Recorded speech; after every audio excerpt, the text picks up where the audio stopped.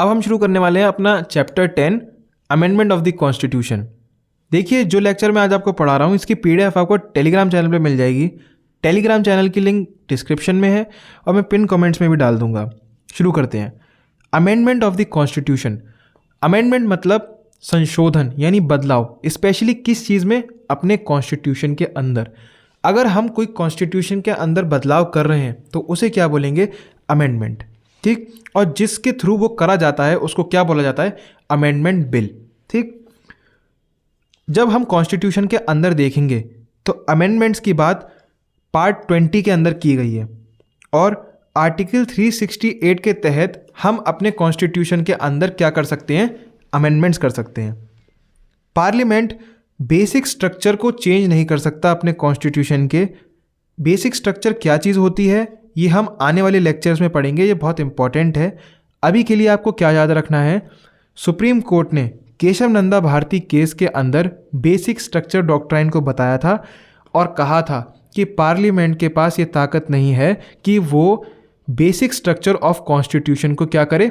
बदल सके या उसमें अमेंडमेंट्स कर सके। फिलहाल के लिए जो लोग पार्लियामेंट नहीं जानते कि पार्लियामेंट क्या होता है उनके लिए एक बेसिक आइडिया मैं देने वाला हूँ। पार्लियामेंट यानी कि हमारा संसद भवन, इसके पास ताकत है हमारे कॉन्स्टिट्यूशन के अंदर संशोधन करने के लिए। पार्लियामेंट के अंदर दो हाउसेस होते हैं, लोकसभा और राज्यसभा। यहाँ शॉर्ट में लिखा हुआ है। इन दोनों सदन में कौन बैठते हैं? एमपी लोग बैठते हैं, है ना। अभी के लिए ये बेसिक आइडिया लीजिए। अब प्रोसीजर देखते हैं कि किस तरीके से हम अपने संविधान के अंदर अमेंडमेंट्स कर सकते हैं। पहला क्या है? Introduction of the bill. पहले बिल को इंट्रोड्यूस किया जाएगा, यानी कि जो भी संशोधन करना है तो उसको जो डॉक्यूमेंट है उसको बिल बोलते हैं, है ना। तो उस बिल को क्या करा जाता है? पेश करा जा सकता है। पेश करा जाता है किसी भी हाउस में, उसको पेश किया जा सकता है। उसे लोकसभा में भी पेश किया जा सकता है और राज्यसभा में भी पेश किया जा सकता है। आखिर ये बात यहाँ कही क्यों जा रही है ईदर ऑफ द हाउस? क्योंकि कुछ बिल ऐसे होते हैं जिनको सिर्फ और सिर्फ लोकसभा में ही पेश किया जा सकता है, जैसे कि हमारा मनी बिल। लेकिन यहाँ बात हो रही है कॉन्स्टिट्यूशनल बिल की, तो इससे सिर्फ ये दोनों हाउसेज में पेश किया जा सकता है, राज्यसभा और लोकसभा, दोनों में से किसी में भी। और इस बिल को पेश करने के लिए कुछ ऐसे बिल होते हैं जिन्हें पहले आपको प्रेसिडेंट से रजामंदी लेनी पड़ती है उनको पेश करने से पहले। लेकिन इस कॉन्स्टिट्यूशनल अमेंडमेंट बिल के केस में प्रेसिडेंट से प्रायर रिकमेंडेशन लेने की कोई ज़रूरत नहीं होती है, कोई परमिशन नहीं ली जाती। और इस वाले जो बिल है, जो कॉन्स्टिट्यूशनल अमेंडमेंट बिल है, इसको मिनिस्टर या कोई भी प्राइवेट मेंबर पेश कर सकता है। सर, ये प्राइवेट मेंबर कौन होते हैं? देखिए, हमारे संसद भवन के अंदर जितने भी लोग बैठे हैं सब एमपी हैं, लेकिन कुछ स्पेशल एमपी निकाले जाते हैं जिनको कुछ अहम विभाग दिए जाते हैं, कुछ इंपॉर्टेंट डिपार्टमेंट्स दिए जाते हैं। उनको क्या बोला जाता है? मिनिस्टर्स, है ना। कुछ एमपी से थोड़ा सा उनका प्रमोशन ऊपर को जाता है, उनको क्या बोलते हैं? मिनिस्टर्स। फिर जो नॉर्मल जो एमपी बचते हैं उनको क्या बोलते हैं? Private member. तो कॉन्स्टिट्यूशनल अमेंडमेंट बिल को हमारा एक प्राइवेट मेंबर भी पेश कर सकता है और एक मिनिस्टर भी पेश कर सकता है। एक कॉन्स्टिट्यूशनल अमेंडमेंट बिल को स्पेशल मेजॉरिटी से ही पास कराया जा सकता है। सर, ये मेजॉरिटी क्या होती है? देखिए, 3 तरीके की मेजॉरिटी होती हैं। मेजॉरिटी मतलब जैसे कि अगर मुझे एक क्लास में मॉनिटर बनाना है तो मैं क्या करूँगा? पहले एक बंदे को खड़ा करूँगा और फिर लोगों से वोटिंग करवाऊँगा कि तुम सब वोट करो। जिसके लिए ज़्यादा हाथ खड़े हो जाएंगे वही वो जीत जाएगा। तो ऐसा ही होता है कि वोटिंग कराई जाती है। जब किसी बिल को पास कराया जाता है तो सारे मेंबर्स से वोटिंग कराई जाती है, रजामंदी ली जाती है, क्या आप सहमत हैं कि नहीं। तो इसको क्या बोला जाता है? मेजॉरिटी बोलते हैं इसको। अब स्पेशल मेजॉरिटी क्या होती है? स्पेशल मेजॉरिटी से कॉन्स्टिट्यूशनल अमेंडमेंट बिल पास करा जाता है, लेकिन उससे पहले आप सिंपल मेजॉरिटी समझ लीजिए कि सिंपल मेजॉरिटी क्या होता है। सिंपल मेजॉरिटी का मतलब ये होता है कि कितने एमपी उस दिन संसद के अंदर मौजूद थे। यानी लोकसभा के अंदर अगर बिल पेश हुआ है तो लोकसभा के अंदर कितने एमपी मौजूद थे, और उन मौजूद एमपीओ में से आधे से ज़्यादा लोग अगर सहमत हैं, वोटिंग कर रहे हैं और सहमत हैं, तो फिर उस बिल को क्या करा जाएगा? पास। लेकिन यहाँ पे हमें ज़रूरत है स्पेशल मेजॉरिटी की। स्पेशल मेजॉरिटी समझने से पहले हमें एब्सोल्यूट मेजॉरिटी भी समझनी चाहिए। एब्सोल्यूट मेजोरिटी का मतलब होता है टोटल मेंबर्स, जो टोटल मेंबर्स है ना, सपोज कर लीजिए मैं एग्जांपल से लेता हूँ, हमारे जो मैक्सिमम कैपेसिटी है लोकसभा की 600 लोग हैं, कि अगर हम 600 लोग बैठ सकते हैं, है ना, तो 600 का आधा कितना हुआ 300।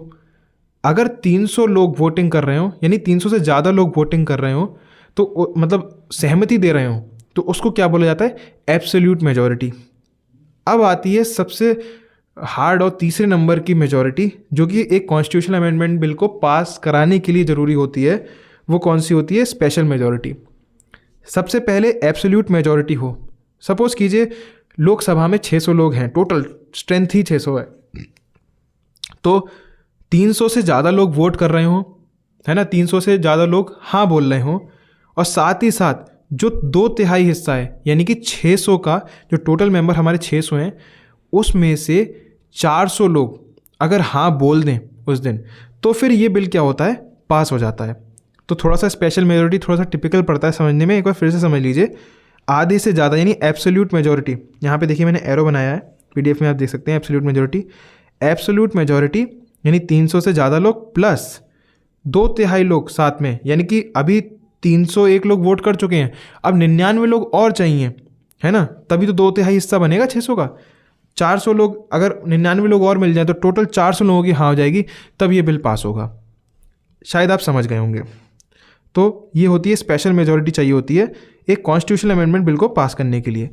अब कॉन्स्टिट्यूशनल अमेंडमेंट बिल में सपोज कीजिए कोई रजामंदी नहीं बैठती है, कोई दिक्कत आ जाती है बीच में, तो जॉइंट सिटिंग वैसे और बिल्स के केस में बुलाई जाती है, लेकिन कॉन्स्टिट्यूशनल अमेंडमेंट बिल के केस में जॉइंट सिटिंग नहीं होती है। जॉइंट सिटिंग मतलब लोकसभा और राज्यसभा के जो एमपीज होते हैं वो साथ बैठते हैं, एक साथ बुलाए जाते हैं दोनों हाउसेस को, लेकिन इस केस में ऐसी जॉइंट सिटिंग का कोई प्रोविज़न नहीं है। इफ़ नीड फेडरल अमेंडमेंट, अगर केंद्र और राज्य के कोई रिश्तों में कोई बदलाव आ रहा है, यानी जो हमारा फेडरल स्ट्रक्चर है अगर उसमें कोई चेंज आ रहा है, तो फिर क्या करा जाएगा, सारे स्टेट्स की रजामंदी ली जाएगी, और अगर सारे स्टेट्स में से आधे स्टेट्स ने सिंपल मेजॉरिटी के साथ उस बिल को पास कर दिया और हाँ बोल दिया, तभी उस बिल को आगे बढ़ाया जाएगा, है ना, वरना कोलैप्स हो जाएगा, बिल बेकार हो जाएगा। After both house of parliament and ratification of state, अगर ज़रूरी है, कुछ ही केस में ऐसा होता है, यानी कि अगर फेडरल स्ट्रक्चर में चेंज हो रहा है तभी स्टेट से पूछा जाता है, वरना उनकी कोई औकात नहीं है इसमें। उसके बाद जब लोकसभा राज्यसभा से ये बिल पास हो जाता है, उसके बाद ये अपने प्रेसिडेंट साहब के पास जाता है, प्रेसिडेंट साहब इस पे साइन कर देते हैं, और ये क्या बन जाता है, एक्ट बन जाता है। यहाँ पे देखने वाली बात क्या है, जब ये बिल लोकसभा राज्यसभा से पास होके पहुँच जाता है प्रेसिडेंट साहब के पास, तो वो इस बिल को रोक भी नहीं सकते, ना इसको वापस भेज सकते हैं कि दोबारा से इसको कंसिडर करो। तो यहाँ पे प्रेसिडेंट साहब के पास कोई ताकत नहीं है, सिर्फ उनको साइन ही करना है, समझे आप। कुछ केसेस में ऐसा होता है, यानी और बिल्स के केसेस में कुछ बिल्स ऐसे होते हैं, उनके केस में क्या होता है कि प्रेसिडेंट के पास ताकत होती है, या तो वो बिल रख के बैठ जाएंगे या फिर उस बिल को वापस भेज देंगे कि आप दोबारा से इसमें देखिए, कोई दिक्कत परेशानी लग रही है मुझे, ठीक है आगे बढ़ते हैं। और ये 7 पॉइंट में लिखी है वही बात। और जब किसी भी बिल पे जब प्रेसिडेंट साहब साइन कर देते हैं, तब वो क्या बन जाता है, एक्ट बन जाता है, ठीक है। मैंने आपको अभी मेजॉरिटीज़ बताई थी, अब अमेंडमेंट भी 3 तरीके से किए जा सकते हैं। अगर मैं बात करूं अपने कॉन्स्टिट्यूशनल अमेंडमेंट की, तो यहाँ पे मैंने आपको बताया था आर्टिकल 368 के तहत हम अपने कॉन्स्टिट्यूशन के अंदर अमेंडमेंट कर सकते हैं, लेकिन यहाँ पे सिंपल मेजॉरिटी से भी कुछ अमेंडमेंट्स किए जा सकते हैं। तो यहाँ पे इनको क्या करा गया, 308 से इसको क्या करा गया, यानी 368 से क्या करा गया, थोड़ा छुपाया गया, ये थोड़ा अलग रखे गए, और इनको सिंपल मेजॉरिटी के थ्रू भी पार्लियामेंट हमारा पास कर सकता है। तो किस तरीके के अमेंडमेंट्स होते हैं, तो simple majority, special majority plus consent of state. Consent मतलब रजामंदी कहाँ की, राज्यों की। चलिए आगे बढ़ते हैं, देखते हैं कौन से ऐसे हैं जो 368 यानी 368 के परव्यू के अंदर नहीं आते हैं, जो कि सिंपल मेजॉरिटी के थ्रू पास किया सकते हैं। तो यहाँ पे तकरीबन ये 18 लिखे हुए हैं, 18। तो 18 में एक बार इनकी रीडिंग कर देता हूँ, आप एक बार देख लीजिएगा और उनका आइडिया ले लीजिएगा, यहाँ से क्वेश्चन आ सकता है। वैसे चैप्टर इतना ज़्यादा इंपॉर्टेंट नहीं है, लेकिन फिर भी आइडिया होना चाहिए, यूपीएससी कहीं से भी क्वेश्चन पूछ सकता है।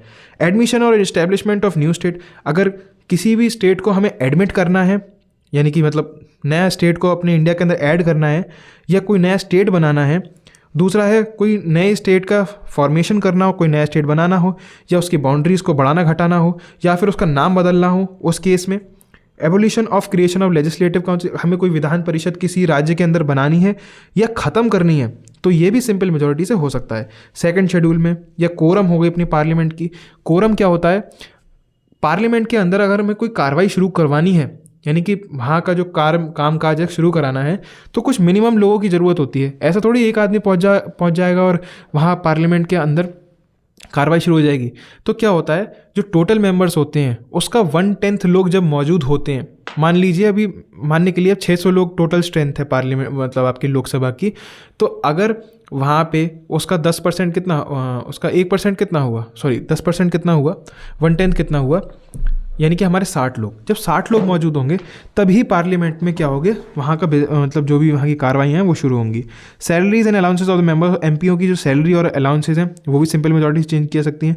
Rule of procedure in parliament, तो जिस तरीके के रूल ऑफ जो प्रोसीजर होता है पार्लियामेंट के अंदर, उसको चेंज करने के लिए सिंपल मेजॉरिटी से। प्रिविलेजेस ऑफ पार्लियामेंट एमपी, तो फिर ये क्या है, ये आप एक बार यहाँ से रीडिंग ले लीजिएगा, यहाँ से इन सब चीज़ों की पॉज करके वह रीडिंग ले लीजिए। तो इन चीज़ों से ये चीज़ें सिंपल मेजॉरिटी से चेंज की जा सकती हैं। तो उसके बाद देखते हैं स्पेशल मेजॉरिटी। स्पेशल मेजॉरिटी मैंने आपको अभी पीछे पढ़ाई थी। तो स्पेशल मेजॉरिटी से क्या क्या चीज़ें चेंज की जा सकती हैं।